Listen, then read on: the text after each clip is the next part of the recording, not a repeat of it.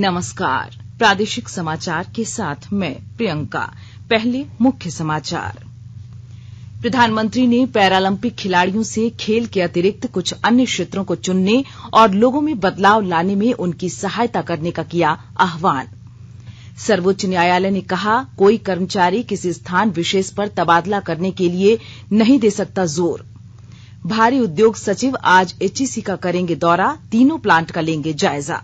और 11वीं hockey India राष्ट्रीय जूनियर पुरुष हॉकी चैंपियनशिप के लिए सिमडेगा में हुआ ट्रायल, चयनित 32 खिलाड़ियों में से 18 का होगा चयन। और अब समाचार से पहले एक जरूरी संदेश।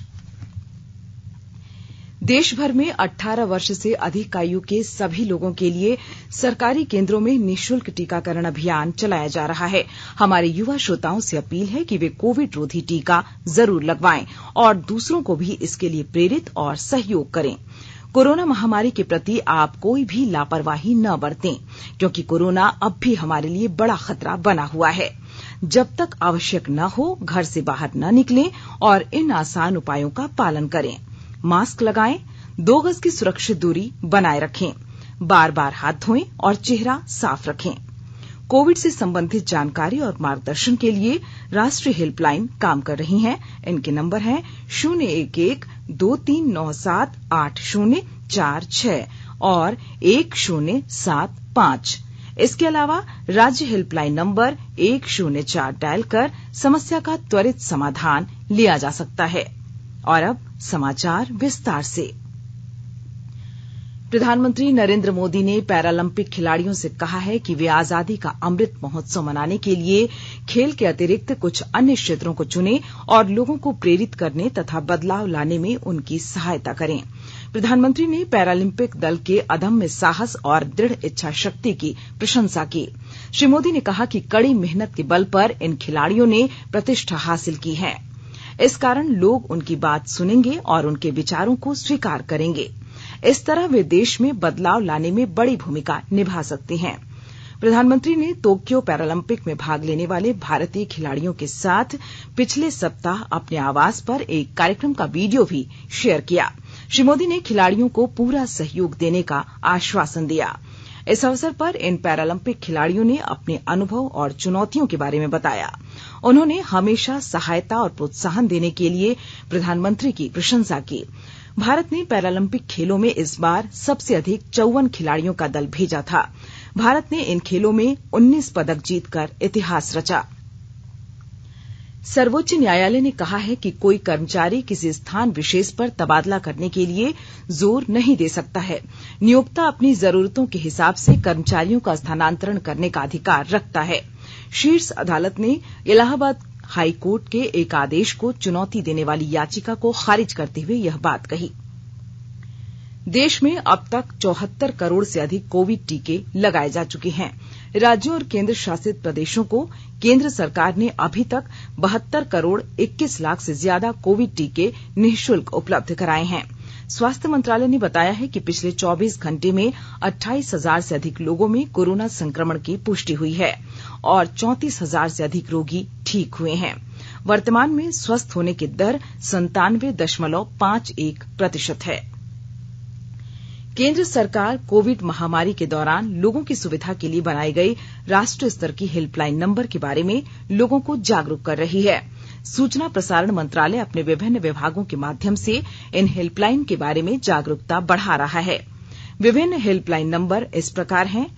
कोविड संबंधी सवालों के जवाब देने के लिए स्वास्थ्य और परिवार कल्याण मंत्रालय की हेल्पलाइन है 1075। राज्य हेल्पलाइन नंबर है 104। महिला और बाल विकास मंत्रालय की चाइल्ड हेल्पलाइन है 1098।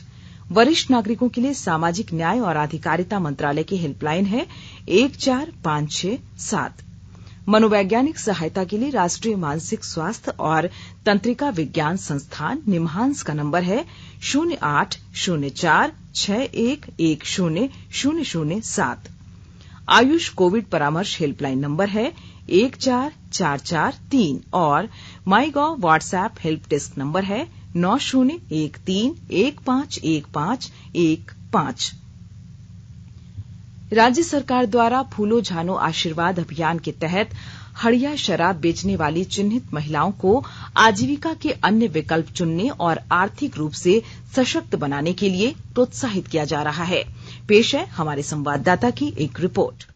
राज्य सरकार की महत्वाकांक्षी परियोजना फूलो झानो आशीर्वाद अभियान के तहत चिन्हित महिलाओं को हड़िया और शराब छोड़कर अन्य आजीविका के स्रोतों से जोड़ने की कवायद शुरू की गई है। इस अभियान से जुड़कर लाभान्वित हुई कई महिलाओं ने अपने आर्थिक स्थिति को भी सुधारा है। खूंटी जिले के रनिया प्रखंड की कमला देवी एक मिसाल बन गई है और बुलंद हौसले के साथ हर परिस्थिति से उसने आगे बढ़ने का काम किया है। कभी शराब बनाने का कार्य से जुड़कर आजीविका चलाने वाली कमला देवी को देखकर अब आसपास की महिलाएं कमला देवी के रास्ते पर चलने का मन बना चुकी हैं। कमला पहले हड़िया और शराब बेचकर अपना जीवन यापन करती थी। आर्थिक स्थिति ठीक नहीं होने की वजह से वह अपने घर पर ही शराब बनाने और बेचने का काम किया करती थी। कमला देवी आज सम्मानजनक जीवन जी रही है। राज्य सरकार द्वारा शुरू की गई फूलो झानो योजना महिलाओं के लिए वरदान है। ज्योत्सना शीला, आकाशवाणी समाचार, खूंटी। आकाशवाणी के ताजा तरीन समाचारों के लिए आप हमारी वेबसाइट newsonair.com पर लॉग ऑन कर सकते हैं।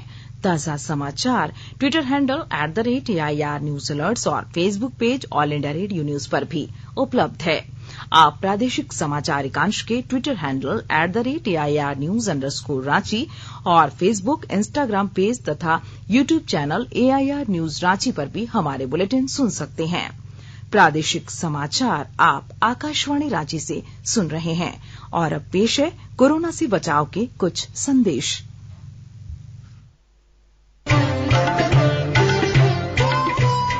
कोविड-19 से बचाव और सुरक्षित रहने के 3 उपाय। मास्क लगाएं, 2 गज दूरी है जरूरी, सुरक्षित दूरी रखें, हाथ और मुंह साफ रखें।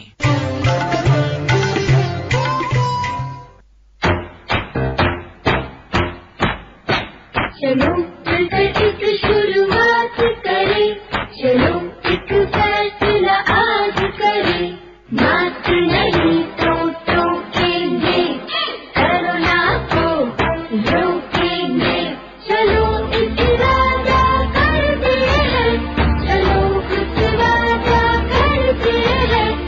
मास्क नहीं तो टोकेंगे, कोरोना को रोकेंगे। भारत सरकार द्वारा जनहित में जारी। प्रादेशिक समाचार में आपका फिर स्वागत है।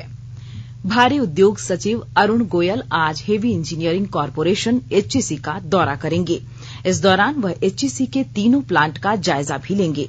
इस मौके पर HEC के CMD नलिन सिंघल भी मौजूद रहेंगे। सचिव HEC में उपलब्ध संसाधन के बारे में विस्तार से निदेशकों के साथ चर्चा करेंगे। इस दौरान वह यूनियन के नेताओं के साथ भी बात करेंगे। इसके अलावा वह मौजूदा व्यवस्था को लेकर HEC के वरीय अधिकारियों के साथ बैठक भी कर सकते हैं।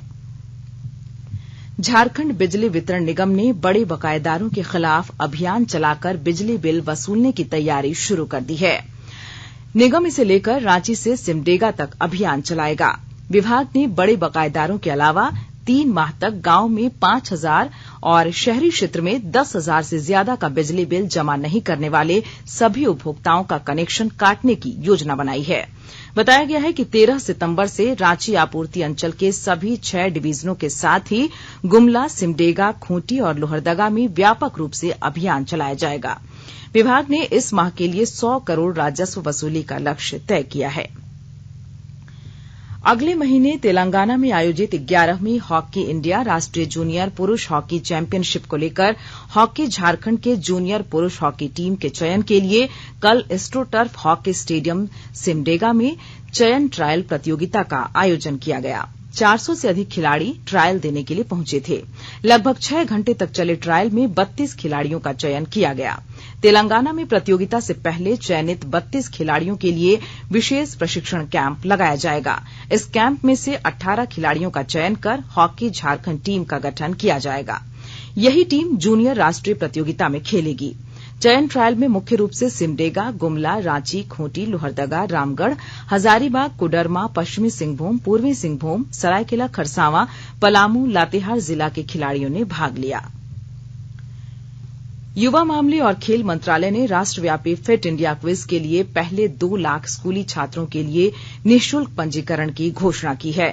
मंत्रालय ने बताया कि 1 लाख स्कूलों द्वारा नामांकित पहले 2 लाख छात्रों का अब पहले से लागू 225 रुपए की भागीदारी शुल्क के बजाय क्विज के लिए मुफ्त पंजीकरण किया जा सकता है। इसके अंतर्गत प्रत्येक विद्यालय पहले आओ पहले पाओ के आधार पर अधिकतम 2 छात्रों को क्विज के लिए निःशुल्क नामांकित कर सकता है। केंद्रीय युवा मामले एवं खेल मंत्री अनुराग सिंह ठाकुर ने स्कूली बच्चों में फिटनेस और खेल के प्रति जागरूकता बढ़ाने के उद्देश्य से शुल्क माफ करने के संबंध में इस निर्णय की घोषणा की। फिट इंडिया क्विज को प्रधानमंत्री नरेंद्र मोदी द्वारा परिकल्पित फिट इंडिया मूवमेंट के हिस्से के रूप में लॉन्च किया गया है, जिसने एक स्वस्थ जीवन जीने के महत्व के बारे में बड़े पैमाने पर जागरूकता पैदा करने में महत्वपूर्ण भूमिका निभाई है। उन्होंने कहा, प्रत्येक अतिरिक्त छात्र को स्कूल द्वारा पहले 225 रुपए के शुल्क के बजाय 50 रुपए के मामूली शुल्क पर नामांकित किया जा सकता है। खेल मंत्री ने केंद्रीय शिक्षा मंत्री धर्मेंद्र प्रधान की उपस्थिति में फिट इंडिया क्विज का शुभारंभ किया, जो कि खेल और फिटनेस पर पहली बार राष्ट्रव्यापी क्विज है। राष्ट्रव्यापी क्विज में 3 करोड़ 25 लाख रुपए की पुरस्कार राशि रखी गई है। देश के 75वें स्वाधीनता दिवस समारोहों के उपलक्ष्य में आजादी का अमृत महोत्सव के अंतर्गत प्रादेशिक समाचार एकांश आकाशवाणी रांची द्वारा स्वाधीनता संग्राम और उसके गौरवशाली इतिहास पर 18 अगस्त से साप्ताहिक अमृत महोत्सव क्विज का शुभारंभ किया गया है।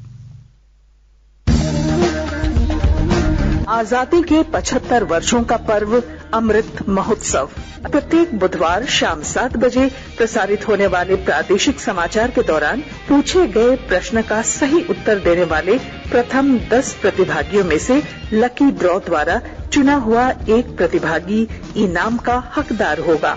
इसके लिए सुनते रहें आकाशवाणी रांची का प्रसारण।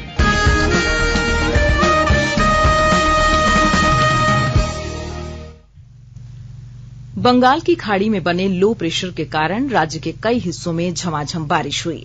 रविवार शाम से देर रात तक रुक रुक कर बारिश होती रही। रांची में 14 मिलीमीटर बारिश रिकॉर्ड की गई।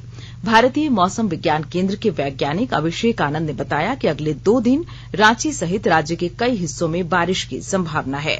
साथ ही मेघ गर्जन और वज्रपात की भी चेतावनी जारी की गई है।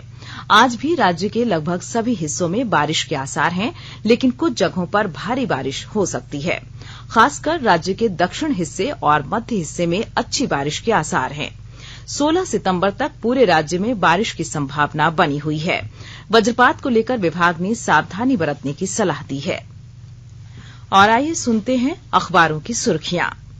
राजधानी से छपने वाले प्रायः सभी अखबारों ने पूर्व मुख्यमंत्री बाबूलाल मरांडी के सलाहकार सुनील तिवारी की गिरफ्तारी को प्रमुखता से प्रकाशित किया है। प्रभात खबर ने लिखा है, सुनील तिवारी इटावा से गिरफ्तार। हिन्दुस्तान का शीर्षक है, बाबूलाल के सलाहकार सुनील तिवारी गिरफ्तार। दैनिक भास्कर ने राज्य में 100 करोड़ रुपए का पूंजी निवेश करने वाली 14 कंपनियों को राज्य स्तरीय सिंगल विंडो क्लियरेंस कमेटी की खबर को पहले पन्ने पर जगह दी है। शीर्षक है, राज्य में 100 करोड़ के 14 प्रोजेक्ट को मंजूरी, 1000 लोगों को मिलेगा रोजगार। दैनिक जागरण ने गुजरात के नए मुख्यमंत्री भूपेंद्र पटेल को बनाए जाने की खबर को पहले पन्ने पर जगह दी है।